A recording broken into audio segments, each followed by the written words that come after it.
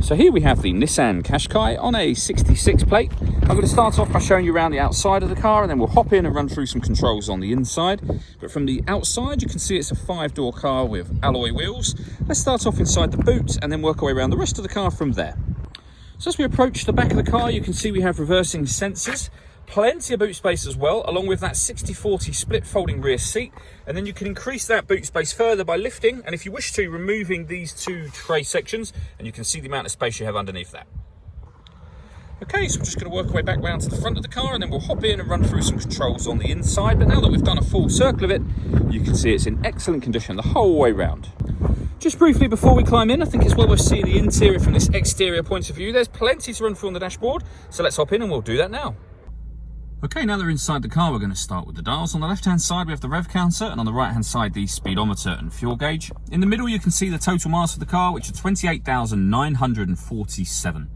The information displayed above that can be changed using buttons on the steering wheel. So at the moment, we have a digital readout for the speedometer being displayed there, but you can have various other things, your settings menu, warnings, tyre pressures, your audio menu, satellite navigation, fuel economy, and then back round to the beginning again. If we back out to the steering wheel, the buttons I was using to do that are just here. We've also got stereo controls over that side. On the right hand side, we have cruise control and speed limiter. Over in the centre, we have the touchscreen radio for car. This is where you'll also pair your phone, so you can hit the phone icon, hit connect, and then you'll pair a new device from there. When it comes to music, we have DAB radio, FM, and AM as well. If you want to listen to your own music, you can do that via the CD player, the auxiliary input, the USB input, and once you paired your phone, you can also stream your music wirelessly via Bluetooth audio as well.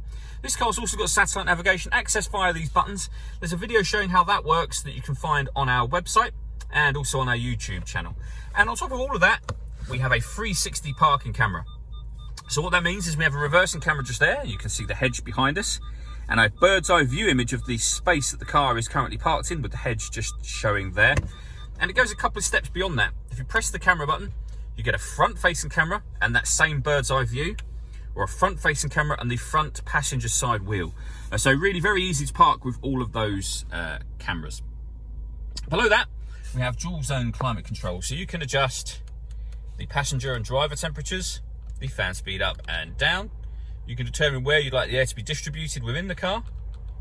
When you're happy with those settings, that button turns the air conditioning on.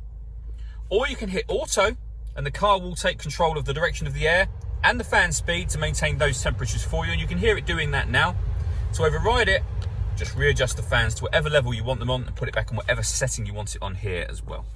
Beneath that, we have a 12-volt charging socket, the electronic handbrake, a 6-speed manual gearbox, and then inside the central armrest, another 12-volt charging socket, as well as the auxiliary and USB inputs that we mentioned a moment ago.